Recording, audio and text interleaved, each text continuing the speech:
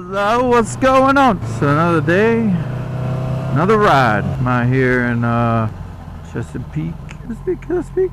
Maybe it's Portsmouth. Chesapeake? I think maybe it's Portsmouth. Could even be Suffolk. I think it might be Portsmouth though. Anyways, that's where I'm at. I'm out here, over here by myself. I have to yell at you about it. So I was having a discussion earlier with somebody, and I figured I'd have a discussion with my camera, except for anybody that's watching these videos. So I guess I could talk to you. Is it like a fourth person, third person? It's an open-ended conversation for whoever's watching the video. I'm not sure how you'd refer to it. Yeah, ADD. There it goes, man. I'm gonna say this the ADD channel. I was like, ooh, piece of candy. It's ADOS. Attention deficit. Ooh, shiny. Let's see. I gotta remember where I'm going here. I don't know where you're going. Taylor Street. I think I just keep going here. Can't see nothing. Throw my shade down here. Boom. Still can't see nothing. It helps a little bit. It's not like it's oh my god, that's so amazing. Having a discussion with somebody is just on her. I don't think I'm going the right way. This is not it. This is not it.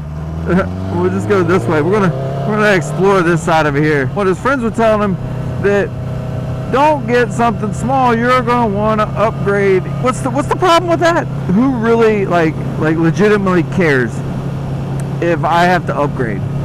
To me, it's better to buy a cheaper bike to start to learn on, and then I have an idea of what I'm looking for in a motorcycle. Two, it's cheaper, so when you drop it, you don't have to worry about it. You're going to drop it. I'm sure there's some exceptions to the rule. For the most part, everybody drops their first bike. Why have this super expensive high-end bike? I have no idea where I'm at. You should really be looking for expanding what you know, learning about different aspects of riding. Portsmouth Boulevard. Let's go to the right. Oh, yep, 664. I need to get up on the interstate. So everybody's going to have different riding styles, learning curves. Some people, when they get into an emergency situation or a high stress situation, they panic and they freeze up, and then that's it. So if that's the way you react, you won't know that until it happens. And it's like you go right here and you hit something, you're like, oh shit, and you just drive off and you hit that guardrail. Some people react like that. It's not something that you necessarily can control, but and be able to overcome it. And some people can, some people can't. You don't know what kind of bike you want because you've never ridden before. You don't know how you're going to react. So why would you put yourself in a situation on a 1000? Heard the term whiskey throttle?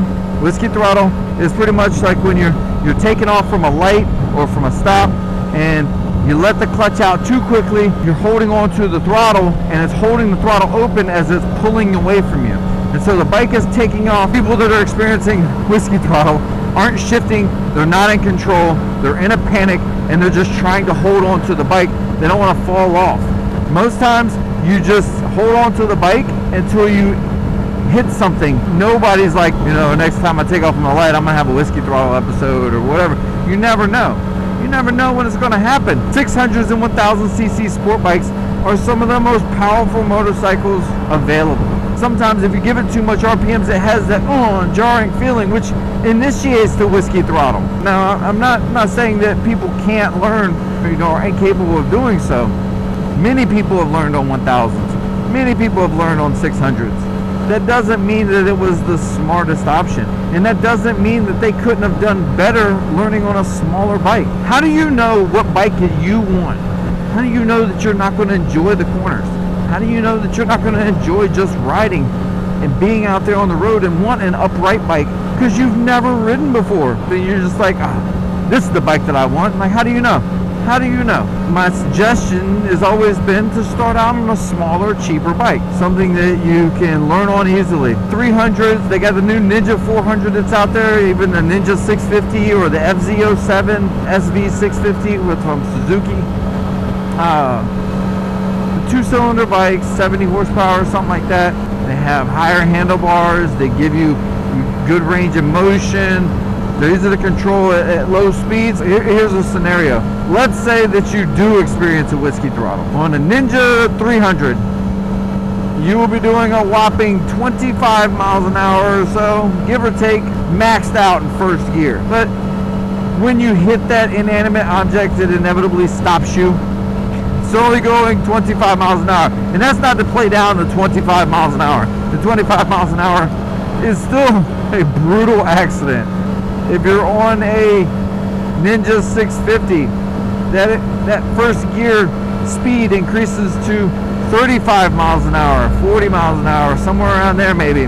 So if you get a whiskey throttle on one of those bikes, you can get up to 35, 40 maxed out in first gear before you hit an inanimate object, which is a little bit worse, but still in the realm of, I could probably survive that. You get to a 600cc sport bike like this, R6 here. I could be in first gear right now at 60 miles an hour. Allow me to demonstrate. 2, 3, 4, 5. First gear. 12,000 RPMs, I'm at 60. I can do 75 miles an hour in first gear. I mean, 75 miles an hour, that's death, dismemberment. You would still get to that a lot faster on a 600 than you would a Ninja 300 or a Ninja 650. And then you have the 1000. Most 1000s can do 100 miles an hour in first gear. First gear! 100 miles an hour. That's ridiculous. That means if you whiskey throttle, you could be doing 100 miles an hour when you hit an inanimate object. So, putting it in that perspective of you don't know if you're going to panic, and you don't know if you're ever going to whiskey throttle because it's not like people do it deliberate, it just happens. You have a better chance of experiencing whiskey throttle with a larger bike than you do with a smaller bike. It will spook you, it will pull the bike will try to pull away from underneath you. Now that doesn't mean that just because you were able to get on a 1000 and you were able to navigate the bike without dying. Oh, look at this, look at this, look at this.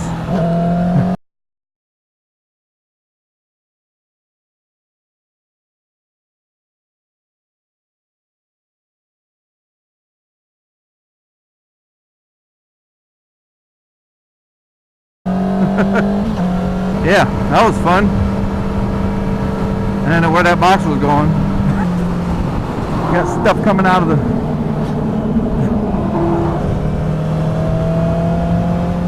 I don't know where. I lost my train of thought. That was fun. I was trying to see if it would slow down a little bit because I didn't want to veer left to get closer to the Jersey wall and the box go left, and I don't have any way to go because I've already committed to the left side. And then I didn't want to go right and change lanes and end up, wiping out in the car next to me, not have enough time to react, and end up getting run over by a car. Granted, might not have wrecked me, but then, it could have. So, moving back on to what I was talking about, being able to navigate a 1000cc motorcycle without dying does not mean that your learning is easily or as quickly as you can on a lower horsepower bike. And let me try to explain that. For a lower horsepower bike, you're able to manipulate the throttle a little bit easier without it being so twitchy. So with that twitchiness comes the fear. If you're riding a Ninja 300 and you go to lean into the on ramp, it's not going to spin the wheel. It's only got 35 horsepower unless you're like way leaned over. But even then, you're likely not going to spin the wheel. An R6, you probably could. And if you're in like the wrong gear or high RPMs and you give it too much gas with leaned over, you could probably spin that rear tire. 1000, you could definitely spin the tire.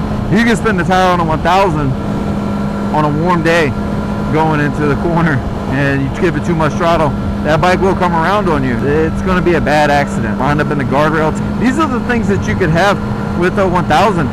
They spook you more, so you'd be reluctant to give it more gas in the corners. Because of that reluctancy, that's where the learning curve is hindered by being on a 1000. If you're reluctant to give it the power, then you're not going to be able to take the corners as quickly. I'm not saying that you should be like, oh, I'm on a 600, let's just go out there and wring its neck everywhere and see how fast I can take these corners.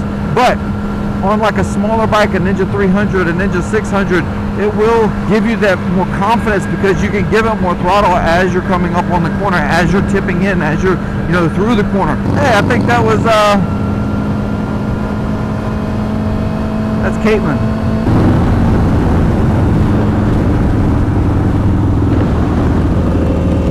She can't see my face.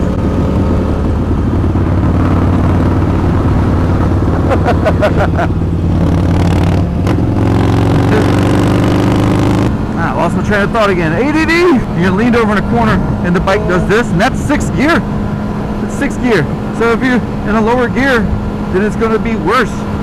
But if you're leaned over in a corner and you give it too much gas and it does that, it's going to spook you. And when that spooks you, you're going to inadvertently slow down or let off. That hinders the learning experience. That hinders you from wanting to give it more power in the corner. Well, you know, if I started out on a 300 and then I step up to a 600, I've already learned where the clutch is. I've already learned where the gas, the brake, the rear brake, the shifter. I shift and I use the clutch without even thinking about it. A lot of people take that for granted because they're like, oh, well, you know, you can learn on a smaller or bigger bike. They just don't take into account learning everything fresh. Now, if you're on like a Ninja 300, you don't have to worry about throttle management. The seating position is much more relaxed. It's more of an upright position. But I mean, you know, once you're ready to step up to the 600, you don't have to worry about any of that. All of it is second nature. You just do it. That's all you're thinking about at that point. You're not thinking about everything else in the whole ride. You're only thinking about taking care of that throttle.